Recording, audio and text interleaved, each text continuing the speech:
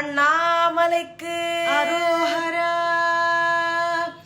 ஒரு முறைதானே மானுட பிறப்பு, மறுமுறை எதுவோ யார்தான் பொறுப்பு. ஒரு முறைதானே மானுட பிறப்பு, மறுமுறை எதுவோ யார்தான் பொறுப்பு. மீண்டும் மீண்டும் அருணை வருவோம், வேண்டும் வரையில் கருணை பெறுவோம்.